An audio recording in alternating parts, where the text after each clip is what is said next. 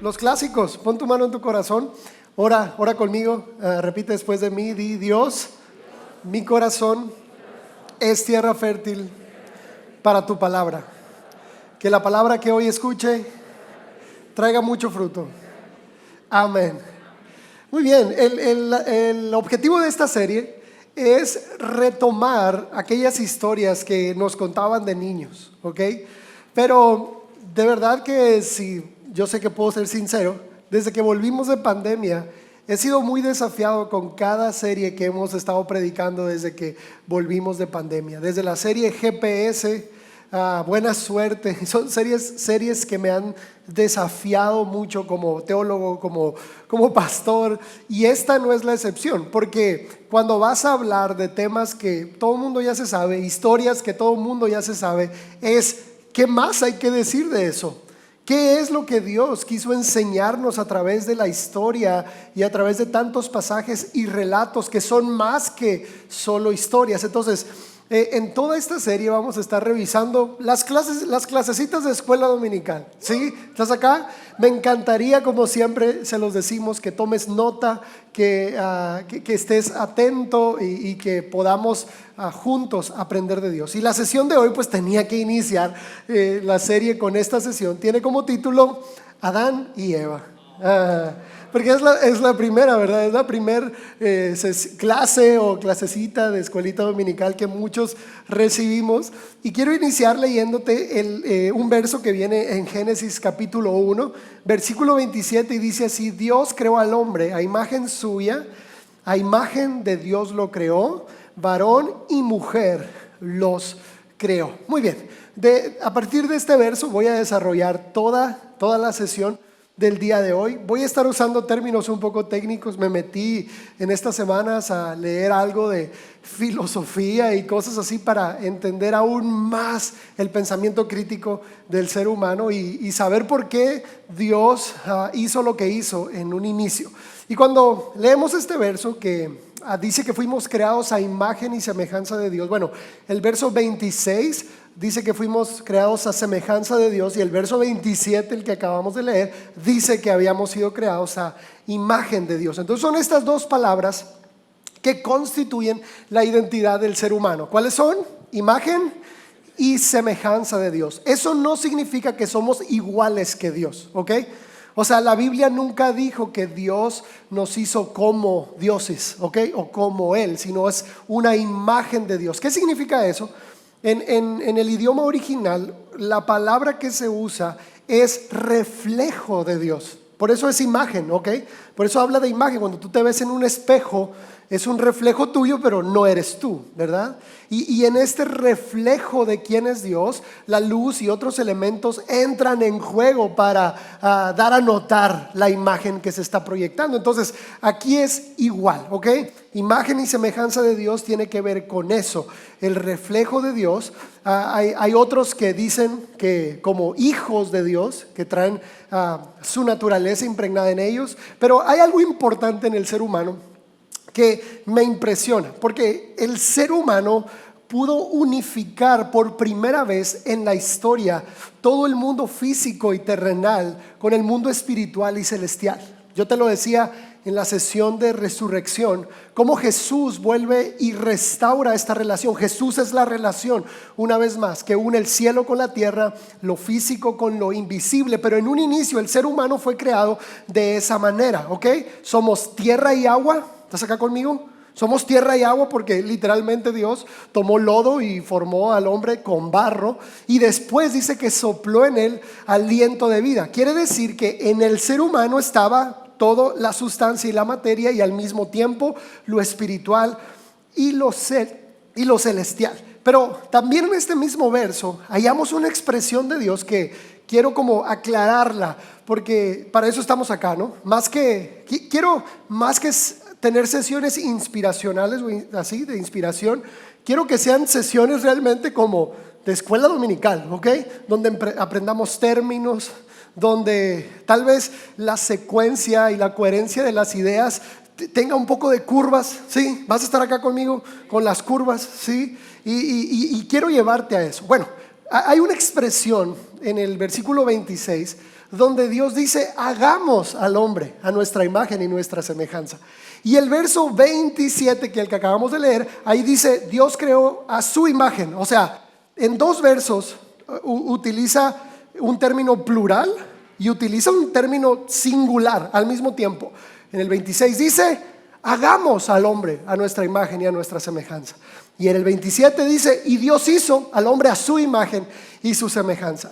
Y mira, esto no es confuso cuando entendemos por qué dice eso. Y lo entendemos desde esta perspectiva. La palabra Elohim, que es la palabra Dios en el Génesis, es una expresión plural y singular al mismo tiempo, ¿sí? Como, por ejemplo, hay algunas palabras que te puedo dar, como manojo, por ejemplo. Manojo es una palabra singular y plural al mismo tiempo. Equipo, por ejemplo, equipo es una palabra singular y plural al mismo tiempo. O racimo puede ser plural y singular al mismo tiempo. Y ya en términos más de lo que nosotros hacemos, iglesia es un término plural y un término singular también. Entonces, la traducción de hagamos al hombre a nuestra imagen y nuestra semejanza puede denotar dos interpretaciones que son fascinantes. ¿Estás acá conmigo? Sí, por favor, necesitas estar acá conmigo. Lo primero es que obviamente el hombre fue creado a imagen del Padre, el Hijo y el Espíritu Santo, ¿sí? ¿Por qué? Porque tenemos el Espíritu de Dios, somos palabra, somos espíritu y somos sustancia. Por lo tanto, eran los tres elementos: palabra, espíritu y sustancia. Y es fascinante porque no solo respiramos. ¿Te has dado cuenta que somos la única criatura en el mundo que habla? Palabra, espíritu y sustancia. Los animales solo son espíritu y sustancia, no hablan. Bueno, hay algunos perritos que qué impresionante, ¿verdad? Si te gusta TikTok como a mí, los huskies, los perritos huskies, o sea, hasta dicen nombres. Los gatos llaman a Raúl, o sea, qué impresión. Raúl. Bueno, el detalle es el siguiente: son solo sonidos. El ser humano es la única criatura en la creación que habla. Y si puede hablar es porque puede pensar. Y si puede pensar es porque se le dio la capacidad de parte de su creador. Entonces, el hagamos al hombre es que había varios elementos. ¿Qué es? Palabra, espíritu y sustancia. Me fascina. Pero hay otra interpretación que también me gusta mucho. Si lees en el capítulo 1, en los días anteriores a que el ser humano fue creado, pues no sé si tú sabías, pero como te digo, esta es escuelita dominical. Dios no creó las aves, ni los animales, ni los monstruos marinos. Por favor, todos tenemos que hacer así. Dios no lo hizo. Si lees Génesis capítulo 1, Dios primero hace las lumbreras, después se separa la tierra, el agua de lo seco, le llama mares, agua y tierra, ¿verdad? Y después Él le da la instrucción al mar y le dice: mar, produce animales. ¿Te das cuenta? Dios no hizo a los animales, Dios dio la orden y la autoridad se le dio al agua. Y le dice: produce primero peces, monstruos marinos y todo eso. Y también al mar se le dio el permiso de crear aves, ¿ok? De crear, lo puedes leer, yo no estoy blasfemando hoy, ¿ok? Sí, porque el pastor lo que dijo. Ahora, también a la tierra se le dio la autorización, sí, de crear semilla y árboles y todo esto. Pero le dijo: a ti te tocan las bestias del campo. A la tierra, Dios le dice a la tierra: produce bestias del campo, ¿ok? Produce todo animal que repta, que no sé qué, que tantas cosas. Está muy poético el Génesis. Ahora, la interpretación de hagamos va en el siguiente punto, que también me gusta: que Dios tiene una conversación con la tierra y el agua. El agua se le dio el permiso de crear peces y aves, y a la tierra se le da el permiso de crear bestias. Y Dios formó al hombre ¿de qué? De la tierra y el agua y su espíritu. Entonces Dios le dice: hey, ya no les toca a ustedes crear solos, ahora hagamos poquita tierra, poquita agua, mi espíritu. El hombre fue creado. ¿Te das cuenta qué hermoso? O sea, te digo, son formas de interpretar y de ver el momento de la creación, porque desde ahí es fascinante. La creación es fascinante y me estoy saltando miles y millones de años. Porque cuando Génesis dice que Dios hizo las etapas de la creación por días, pues no es un día de 24 horas, familia, ¿ok? O sea, hay que interpretar la Biblia. Son etapas, son periodos de tiempo donde Moisés, el que escribió el Génesis, utiliza la palabra día como una medida de tiempo, como si él hubiera dicho n número de días, ¿ok? O X, ¿sí te acuerdas del álgebra? Sí, despejar X, ay Dios, la verdad. Moisés está usando esto, era como una medida de tiempo. Por eso más adelante el mismo Moisés dice: para Dios un día son como 1000 años. Me voy, Dios les bendiga. Ahora entiendo a las maestras de la escuelita dominical, es cierto. Y 1000 años, ¿qué? Como un día. Entonces las etapas de los días de la creación precisamente son eso, son eras, son tiempos sin horario determinado como nosotros lo vemos, ¿ok? Entonces, vuelvo al punto de la creación de los seres humanos. Dice: serán a imagen y semejanza de Dios, pero no serán como Dios. Y eso aterriza en una idea: solo Dios es bueno y perfecto. Si leemos Génesis, cada cosa que Dios hizo, Él cerraba el día diciendo algo: y vio Dios que era bueno. Cada cosa, las estrellas, las lumbreras, los animales, el sol, la tierra, el agua, los peces, cada cosa Dios decía: y vio Dios que era bueno, y esto es bueno, y esto es bueno. Pero nunca el Génesis dice que Dios hizo la creación perfecta. El único bueno y perfecto es Dios. La palabra perfecto tiene mucho que ver con el hecho de que algo no necesita ser cambiado, ¿ok? Que no necesita alteración, que ya es perfecto. Entonces entendemos algo desde el punto de vista cuando Dios decía: es bueno, es bueno, es bueno.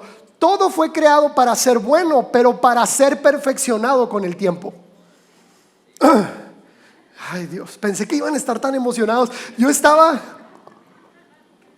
preparando las sesiones y me emocioné tanto, porque entender que toda la creación fue hecha para ser perfeccionada, quiere decir que el plan eterno de Dios estaba intrínseco desde el primer día de la creación.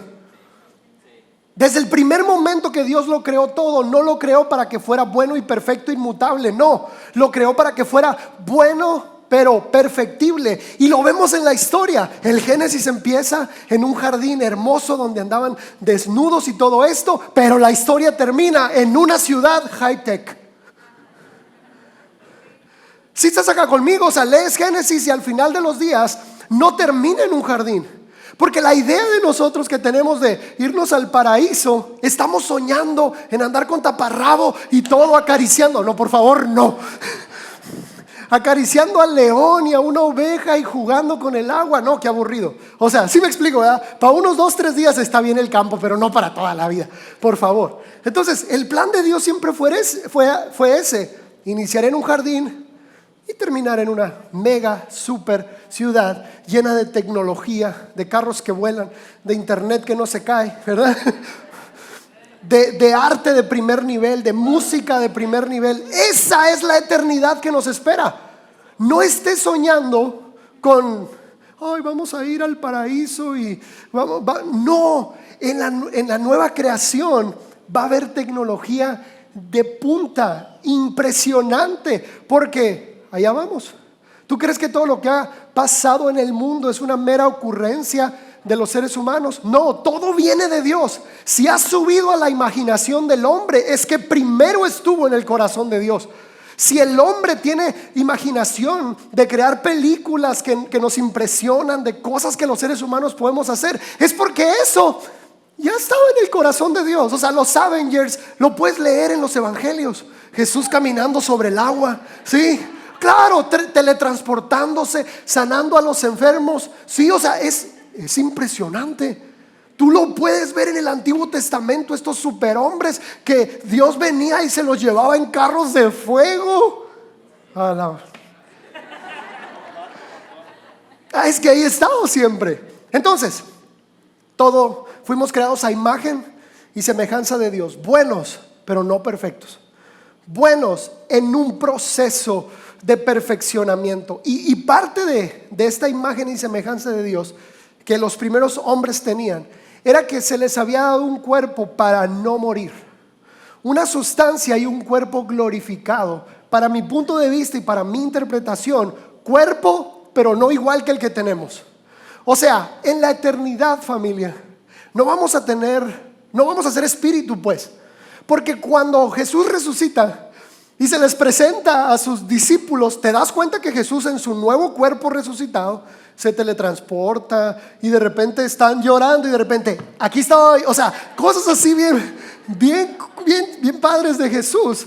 Pero tenía cuerpo, porque pudieron palpar sus heridas, porque pudieron tocarlo, porque pudieron estar con él. Chicos, Jesús comió con su nuevo cuerpo. No tienes idea de cuánta paz me da eso. Te ríes, pero tú también lo has pensado. O sea, cuando yo descubrí que en la eternidad vamos a comer, yo dije, sí, carnita asada con el apóstol Pablo. O sea, discutiendo teología con el apóstol Pablo, uno está, sí, va a ser deli, ¿verdad? Sí, va a ser fascinante. Entonces, el nuevo cuerpo que Jesús tenía al resucitar, yo me imagino que era el cuerpo que los primeros hombres tenían, un cuerpo glorificado, pero a fin de cuentas cuerpo, una sustancia, una materia, pero sin corrupción. De hecho, el apóstol Pablo se atreve a decir más adelante en la carta a los Efesios, él dice: revístanse del nuevo hombre, que es a imagen y semejanza de Dios. O sea, cuando Cristo vino, reinició una vez más el proceso de los hijos de Dios de revestirnos del nuevo hombre a imagen y semejanza de Dios. Por eso Pablo lo vuelve a decir. Entonces, este cuerpo que se les había dado para no morir. Por eso cuando Adán y Eva desobedecen y toman del árbol prohibido, Dios dice: les vamos a quitar el árbol de la vida. No vaya a ser que ahora, con un cuerpo corruptible y pecaminoso y con maldad, vivan eternamente si comen del árbol de la vida eterna. Por eso se les quita el árbol de la vida eterna. Y yo creo que la biología y el ADN del cuerpo de Adán y Eva cambiaron poco a poco, porque en las primeras generaciones los hombres vivían cientos de años, casi 1000 años, como Matusalén. Qué flojera vivir 969 años, ¿verdad? Bueno, vivirlo sano, qué padre, ¿verdad? Haber pasado por tantas eras. Pero fue un cuerpo que creo que poco a poco fue deteriorándose, y lo vemos particularmente en el diluvio, como una de las cosas que cambia totalmente es la edad de los seres humanos, o lo que alcanzaban a vivir los seres humanos. Lo siguiente que te explicaba ahorita, que significa la imagen y semejanza de Dios, tiene todo que ver con la capacidad de hablar. ¿Qué te decía? Fuimos creados con 3 elementos, que es palabra, espíritu y sustancia o materia, que a fin de cuentas las 3 cosas es Dios. Dios es espíritu, Dios es palabra, y Dios a través de Jesús es espíritu y palabra en materia y en sustancia. Entonces, dentro de esta oportunidad y privilegio que tenemos de ser creados a imagen y semejanza de Dios, es la palabra, la cual está respaldada por nuestra capacidad de pensar, de conciencia, de análisis, de creatividad y de moralidad, que creo que es uno de los más grandes privilegios que tenemos como seres humanos.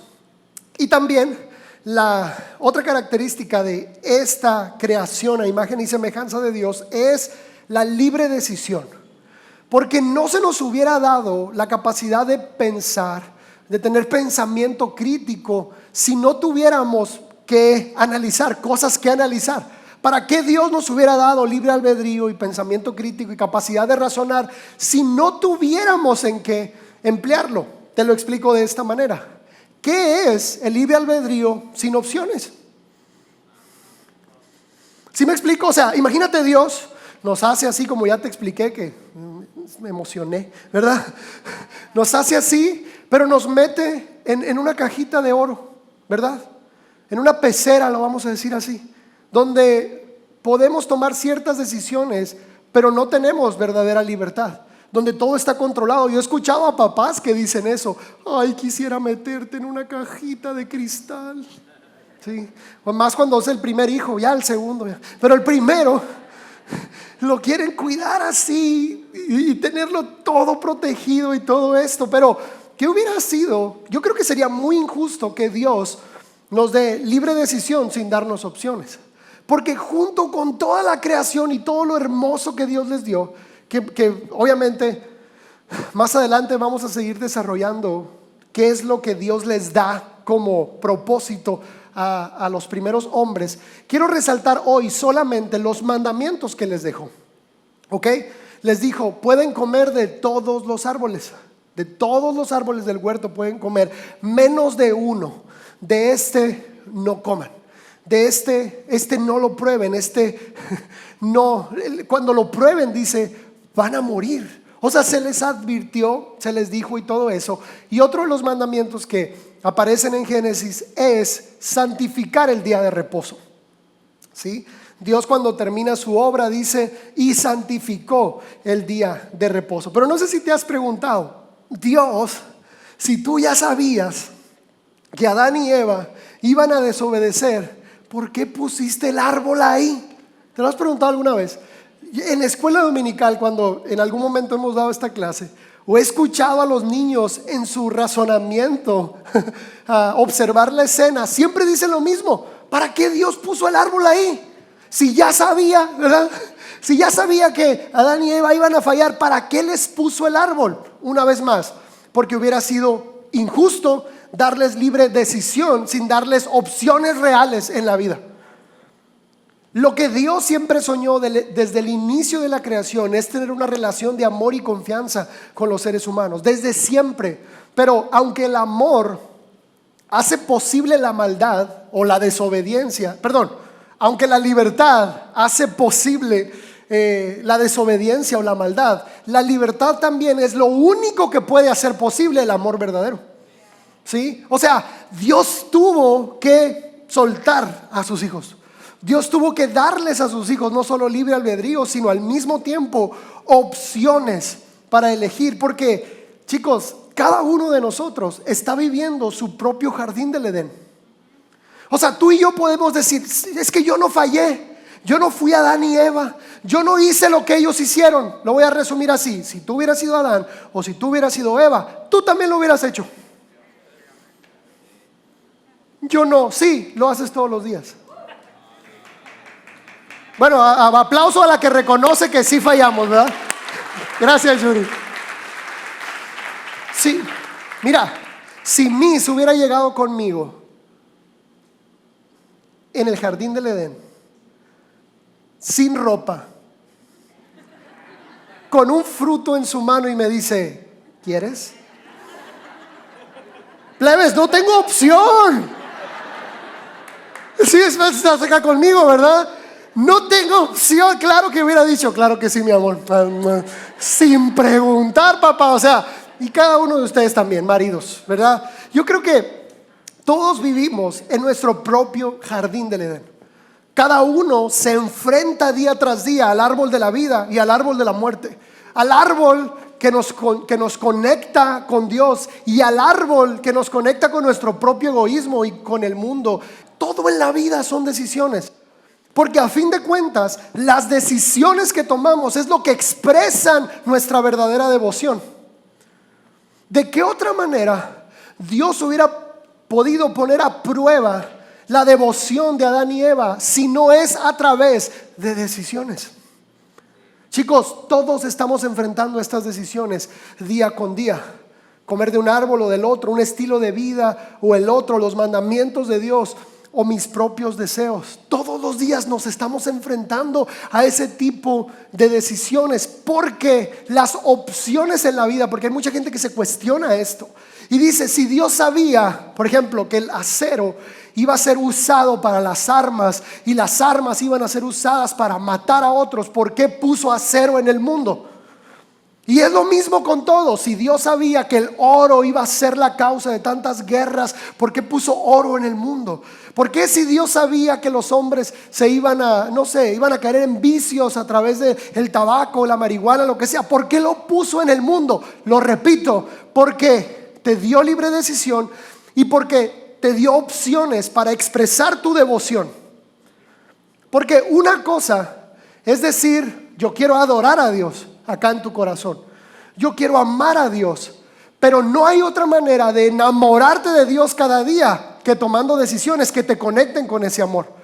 Y al mismo tiempo esas decisiones te llevan a que este amor crezca cada día. Pero no es solamente el hecho de voy a amar a Dios con todo. No, son las pequeñas decisiones que tomamos todos los días. Son las pequeñas decisiones. Tú y yo nos enfrentamos al árbol de la vida y de la muerte todos los días.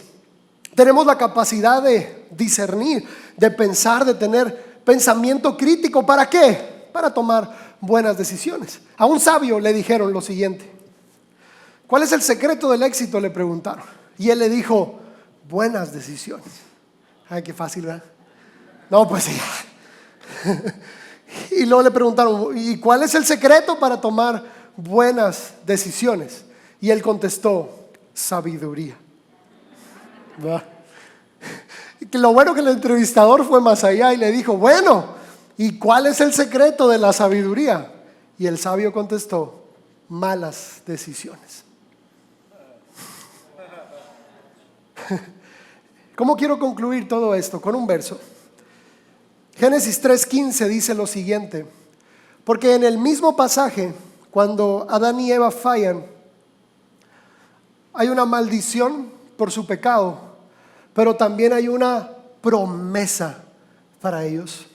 Dice así Génesis 3:15: pondré enemistad entre tú y la mujer, entre tu descendencia y la descendencia de ella. Su descendiente te aplastará la cabeza y tú lo herirás en el talón. Esta sesión, familia, la quiero concluir en una idea. El ser humano, claro que ha fallado, y te lo dije hace un momento. Hemos fallado todos, tú, yo, quien sea. No ha habido un ser humano perfecto en la tierra, solamente Jesús. Recuerdo leer la biografía de un teólogo, creo que se apellida Moody, creo que ese es su apellido, y él cuenta que cuando él recibe el llamado a servir a Dios, lo recibe a través de la predicación de quien fuera su mentor. Y su mentor, ya de años avanzado, ya de mucho tiempo en el camino de Dios, sirviendo a Dios, expresó algo y dijo: en todos mis años de ministerio jamás he conocido a una persona totalmente controlada por el Espíritu Santo. Y aquel aprendiz todavía, esta persona que te digo, él pensó y dijo: yo voy a ser el primero, aleluya, ¿verdad? Creo que son siglas, bueno, luego les paso ese dato. Él en su biografía empieza así, recibiendo él esta palabra y él diciendo: yo voy a ser el primero. Lee su biografía y él termina su vida diciendo: he servido a Dios durante tantos años y todavía no conozco a una sola persona totalmente controlada por el Espíritu Santo. Y esto no significa que no lo vayamos a intentar. Esto no significa que no nos vayamos a esforzar por tomar buenas decisiones, pero esto sí significa que debemos aprender de las fallas, no solo nuestras, porque tú y yo tenemos aún más responsabilidad, porque tenemos toda la información de generaciones anteriores, no solo la Biblia, la historia de los padres de la iglesia, la historia de la iglesia como religión establecida, la reforma, los avivamientos. Conocemos toda esa información. Y mira, una cosa es ignorar la historia, pero quien ignora la historia vuelve a cometer los mismos errores. Tú y yo no podemos ignorar la historia. Ya vimos cómo le fue a Adán y a Eva, ¿sí? Ya vimos lo que pasó. Aprendamos de eso. Aprendamos de esta situación. Y tú y yo tomemos buenas decisiones. Tú y yo debemos una y otra vez expresar nuestra devoción a Dios a través de esas decisiones. ¿Por qué comer mejor? ¿Por qué cuidar mi cuerpo? ¿Por qué hablar de manera distinta? ¿Por qué orar cada día? ¿Por qué ayunar? ¿Por qué leer la Biblia? Porque lo amo. Porque son pequeñas decisiones que me conectan con lo que quiero lograr, que es enamorarme más de Dios. No nos vamos a poder enamorar más de Dios si no tomamos las decisiones correctas y si no aprendemos de las decisiones incorrectas. Y vuelvo al texto que te leí ahorita. El enemigo ha querido dañar a la iglesia, ha querido dañar el evangelio, ha querido dañar el plan de Dios, pero en su afán de querer hacer daño, lo único que ha logrado es que el plan de Dios se siga cumpliendo tal y como Él lo planeó. Y tú y yo pudiéramos decir, pero han pasado tantas cosas malas en el mundo, ha habido tantas matanzas, ha habido tanta violencia, ha habido tantas cosas. Quiero explicártelo así: no hay punto de comparación, ni siquiera se puede comparar lo malo que ha vivido la humanidad con lo grandioso y la bendición que viene para todos aquellos que hemos confiado en Cristo Jesús. No hay punto de comparación. Mira, en la maldición no vamos a poder evitar que la serpiente muerda nuestro talón. No se puede. Pero ella, la serpiente, tampoco va a poder evitar que tú y yo, como hijos de Dios, le aplastemos la cabeza. No puede evitarlo, no puede evitarlo. Satanás creyó haber ganado cuando colgó a Cristo en la cruz. Eso fue morder el talón.